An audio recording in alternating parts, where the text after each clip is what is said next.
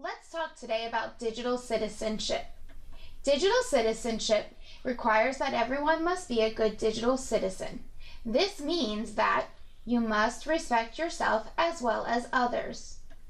When you're online, you must stay online and be safe and not post things that are not necessary.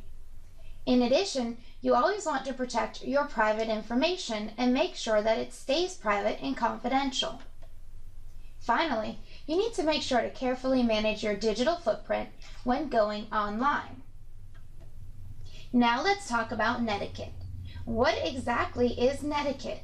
Well, netiquette is where netiquette, meaning the internet, and etiquette meet. These are the rules that you have for behaving online.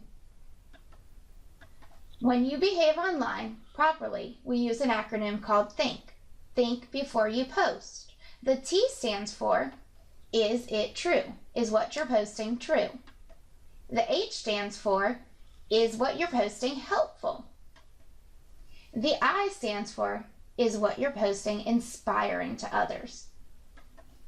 N stands for, is it absolutely necessary to be posted to any online forum?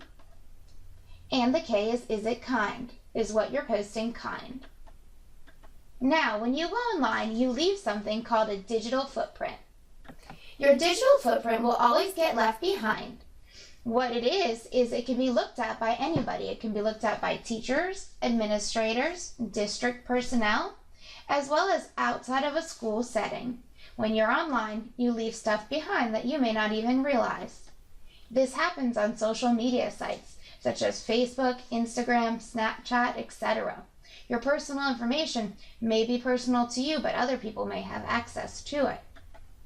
Finally, when you go online to many websites, sometimes there are cookies enabled. What this means is that your computer keeps the information that you put in there.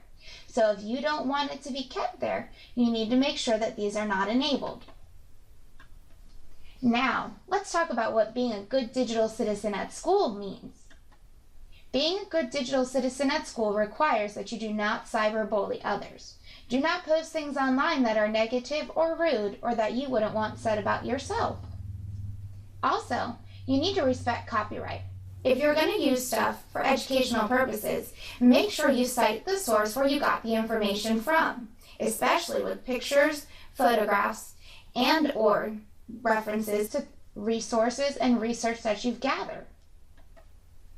Last, when you're using your information on a personal device, even if it's your own personal device that's assigned by your school, this information becomes public. So you need to only make sure you're accessing educational resources and what you're told to access.